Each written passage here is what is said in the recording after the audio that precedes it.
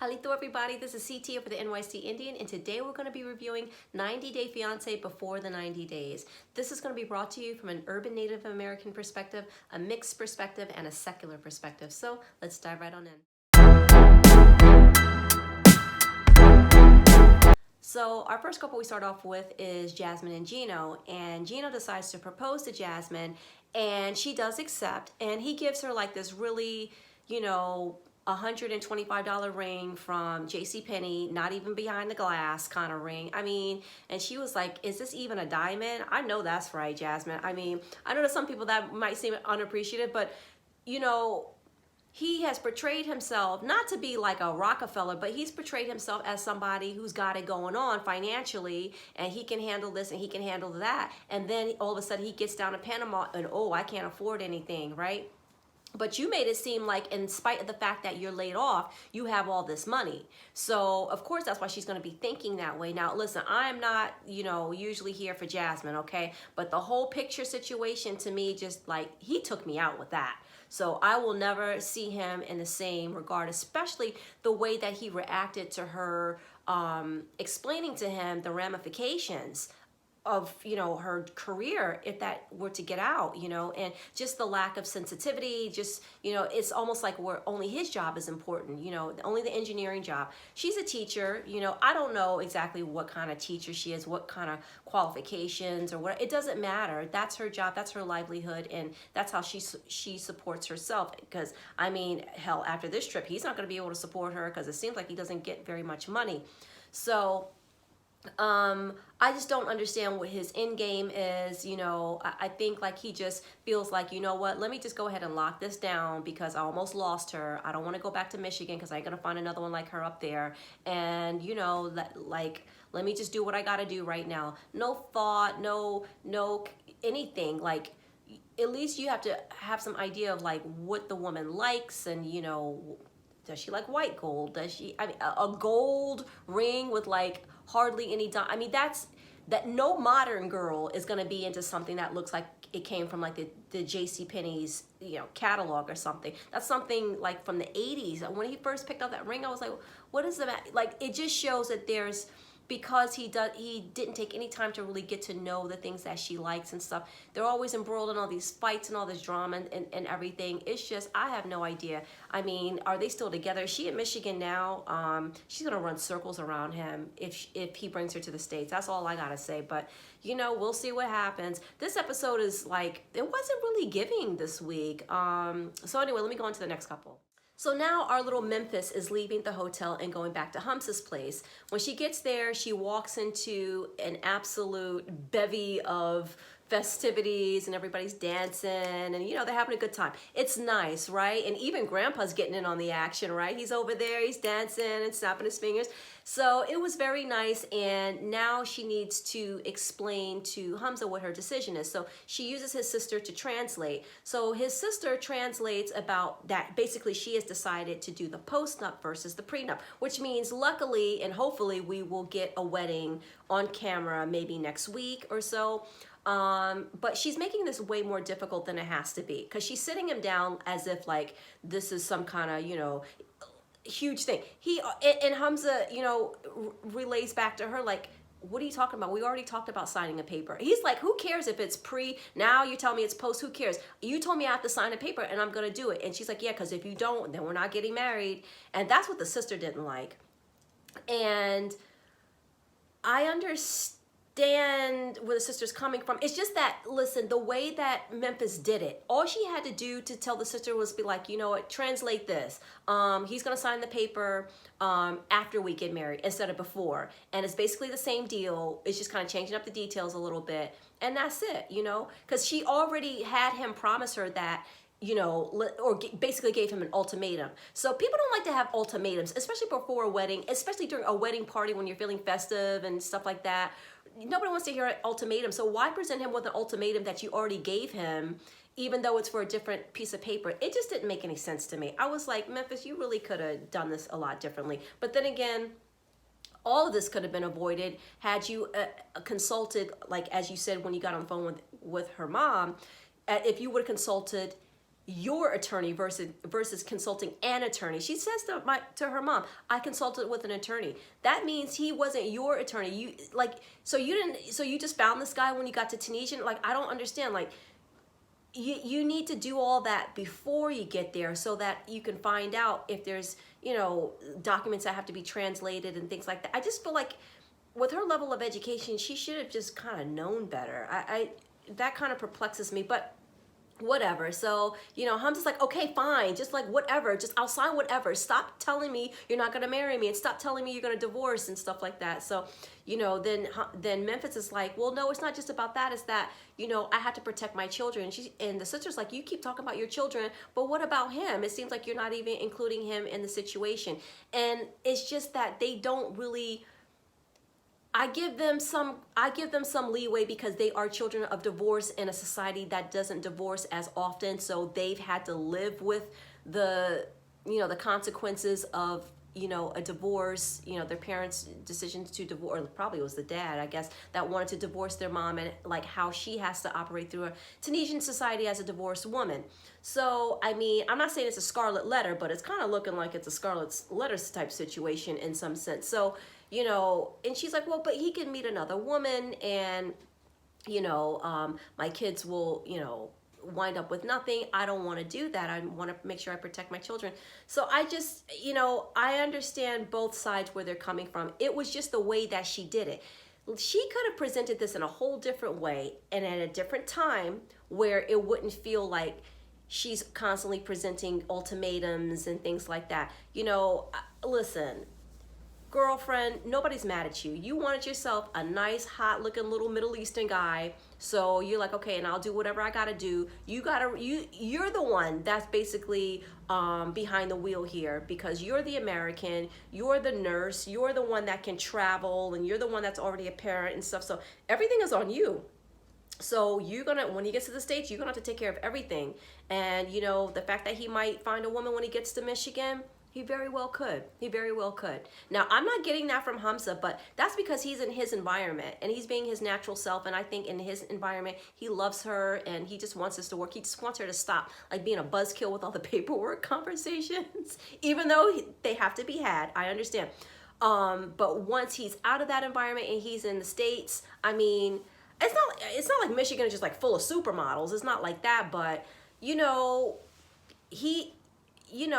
she's an average Michigan woman, right? But in Michigan, he's not so average. He's pretty damn good looking in Michigan, let me tell you. So he's gonna have a lot more people throwing themselves at him than what she might probably usually be used to. So she's gonna have to make sure everything is on the up and up with him. But hopefully he won't cheat. Hopefully he'll be very determined to keep his family together because he knows what that's like. And that's what I'm counting on. I really hope that even with all these, I had to get over the fact that the age difference, the stage difference, all these things, I have to get over that. They really seem to love each other, and I'm keeping my fingers crossed that they will do well and that they'll stay together and everything will work out for them. And I really want to see a nice Tunisian wedding, so we'll see. But yeah, that's Memphis and Hamza. So now we catch back up with Kim and Usman, and she's packing. She says she's getting ready to go back to the States, and Usman sends her a message to meet him outside, and she goes out there and he has like this like little romantic thing set up. He probably had the hotel staff like get like red tablecloths and stuff like that. And basically, she's sitting there, she's waiting for him. Well, she agrees to do it and she's excited. So like her mood goes from like, I'm getting out of here. Yeah, no, I'm packing and I'm out of here. I'm not dealing with this. I didn't know about this whole Zara situation. And then when she gets the message, she's just like, oh wow, he wants to talk to me. Oh, okay, well, yeah, I'm getting excited. And like her emotion goes from one end to the other. And when she gets out there, now Usman has basically decided in his mind, all right, cannot let the cash cow just get on the plane like this. I still got other things I have to secure before she leaves.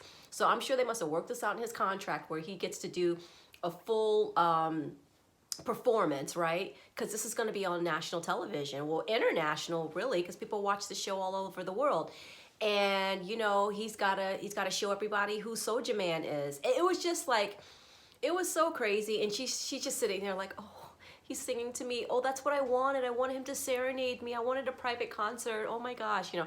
And it was just so sad. And she's like, yeah, well, he needed to do something big to make this up to me, and he did it. Now, earlier he was telling his friends, like, you know, I don't know about this Kimberly situation. You know, she's just too much. And what were they doing there? Nothing but saying, I told you so. I told you. Look, we've been trying to warn you, you know. And you know, he's just having that conversation just to kind of make it seem like, you know, oh, I'm really worried. But he's just really trying to figure out how to complete this hustle because he's got some kind of plan. Like I said, I've been trying to figure it out. I'm not exactly sure what it is, but there is some kind of end game here. I mean, because he's obviously not looking to have kids with this woman, right? So yeah, we'll see what that little scam is he's got going, little scammer. And one more thing, with Usman, listen, he told Kim that he's ready for her to meet his mother. And I thought, oh, here we go. Here we go. His mother, let's just all collectively just take a nice pause when we all see the reaction on his mom's face. Like, you bringing in another middle-aged white American woman into my house. What are you doing? Like, this is gonna be absolute like gold. I will have a cocktail on during that segment, just so you know. So yeah, you guys let me know what you think his mom is gonna be like when she sees Kim. Oh my God. So now we have Ben and Mahogany, and Ben is basically by himself as usual in Peru, and Mahogany's telling her dad how she's not feeling Ben anymore, and you know, he's telling her, cut your losses, he's too old. So later on, Ben and Mahogany meet up. Now, it was supposed to be, the dad was supposed to be joining them, but the dad sent a letter through Mahogany to give to Ben, and Ben reads it, and the letter basically, it's just some BS about, you know, oh, sorry, I couldn't make it, I'm not gonna be able to meet up with you this morning. So now he's questioning Mahogany, and she's just getting tired of the question. She's just like, you know, she's always, notice how she's always looking around,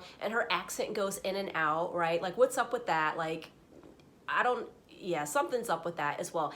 And, you know, she already doesn't look like the person she presented herself to be online. So this is like a total, you know, facade that she has created. And she basically kind of got caught in the mess. She didn't expect this guy to fly in, I think. And so as he's asking more questions about their relationship in the future, stuff like that, she basically hits him with a, look, I just came here to give you the letter. So you just kind of do with that whatever you will. And, see ya. So she basically just takes off. Next thing you know, it's the next day. It's time to check out. Ben goes to Mahogany's room, and then there's some guy in the room, some shirtless guy opens the door. He's like, what's going on? Probably thinking what we were all thinking. Does she got a new boo? What's going on, right? Come to find out, he goes to the front desk. Mahogany checked out last night and took the car with her. So now he's stuck, and he needs a 3-hour, he needs transportation for a 3-hour ride to get to San Bartolo. So he asked the guy at the front desk, and he's like, oh, it's really difficult right now. Unfortunately, it's gonna be over $200 for your ride. He's like, look, $200? They were taking his gringo ass to the cleaners. You're not gonna tell me anything different. So anyway, yeah, basically, you know, that was just a complete and absolute mess. And he's like, I didn't think she'd leave me like this, and whatever. I mean, we see the clips for next week, and it looks like she's either like bad acting, or she's like pretending like she's gonna maybe kiss him. I have no idea with these two, but yeah, he just needs to get his butt on the plane and come back to the States. All right, so our last couple, I had to save these two for last, was Ximena and Mike. So, you know, Ximena basically is just so done with him. She finally, in so many words, breaks it off with him. And he's like, what do you mean? You know, you still don't want to be together with me, but I've done all this stuff for you and everything. And her mom is trying to pressure her into staying with him. Like, he's a good guy, you know, you're not, you know, you just have to have more patience, you know, he's good for you. He provides a good opportunity for you and your family. You know, the mom is not stupid. And listen, that's her daughter. If she sees a guy who she thinks is non-threatening to her daughter, who's usually dating hitman and drug dealers, yeah, I would probably be like, yeah, he seems like a good one too. I mean, what do you expect her to say, right? So Mike's trying to get advice from her, like, oh, how can I make things better with Ximena? And you know, the mom's like, oh, just have patience. She's never been in a long-term relationship. He talks to Ximena, and he's like, well, you know, I know you haven't been in a serious relationship before. And she's like, oh, my mom, oh, that's a lie. That's not true. I've been in serious relationships before. I just don't like you. You gross me out. You stare at me when I'm sleeping. You give me no space. Because remember when they were at the pool hall, and he just was like by her every time, like her elbow was about, you know, when she was hitting the what do you call it, the pool stick, every time her elbow was like this, he was right there. He's annoying, he's clingy, he's a bugaboo, right? So all that stuff she's listing down to him, and then she's like, yeah, I can't do this. So she basically, he's like, you don't want to be together. She breaks up with him, right? And then, but wait, hold on. She also told him that, you know what, because they started to get into a fight, basically. She told him, basically, you know what, you're going to need to get your stuff and get like a hotel and get out of here, because I don't want you staying in my house. Then he has the nerve, okay, the gall to say to her, well, you know what, I paid the rent for this house that you're living in, so I'm not going anywhere. I said, oh, okay, Mike, your true colors are coming out now. So, and I heard the little rumblings on the internet about Mike and these posts that he had put up, and I'll let you guys check that out on your own, because I don't know that much about it. But apparently he has like some issues, okay, some real issues. So I'm thinking now we're starting to see the other side of him. So, and I know that that friend of his got in his ear, but I think that what we're seeing is basically he had this mentality that, you know what, you're poor, you know, and I'm breaking you off, so, you know, basically kind of like an ownership thing. Now, yes, was she hustling him from the very beginning? Yes, but one thing Ximena didn't do was act like she was into him at times that she couldn't, like, I think in the beginning she was faking, but after a while she just couldn't fake it anymore. So when you see that, and you see her in person, after you've had all this online stuff, you see her in person, and you realize that this is not going the direction that you want it to go, you don't think that because you paid money that you own her. He's like, yeah, I want everything back that I paid for. What are you going to take, the refrigerator? You going to take the stove back to the United States? Like, get the hell out of here with that. That, you know, just cut your losses. She took you for a ride, son. That's it. Cut your losses. Get out of there. But not sitting up there trying to act like you can get everything back. Like, what's the matter with you? Like, you're so stupid. I just, you know, and when I found out about those posts about him, I was like, oh, okay. It's kind of coming full circle. It's making a lot of sense. So I'll let you guys check that out, and we can talk about that next week, or leave it in the comment section about what I'm talking about. Just look up Mike 90 Day Fiancé posts. Okay, I won't say what kind of posts, but they were similar to some other 90 Day Fiancé people who already got kicked off, okay, this season. These people, it's just amazing where they get these people. They don't do their homework. They don't look these people up in the background or whatever. But like I said, I don't know that many details about it, so we're going to say this is an alleged situation, but it's out there, so you can look it up. But yeah, look at Mike trying to get some smoke to Ximena. He better, listen, you, Mike, do you realize who this girl is connected to? They will disappear you. They will not see you. They will never see you again. You sit up there, you trying to get some, oh, you better watch out. Listen, people disappear in Colombia every day. I mean, people disappear in all countries every day, but Colombia, that's not where you want to be messing around at. You do not want to do that. Oh my God, I can't wait for next week. Well, that's it for today's episode, everybody. If you enjoyed the video, please give it a thumbs up, share it with your friends, like, subscribe, all that good stuff. Thank you so much for watching. Take care, be safe, and Chipisa Lacho.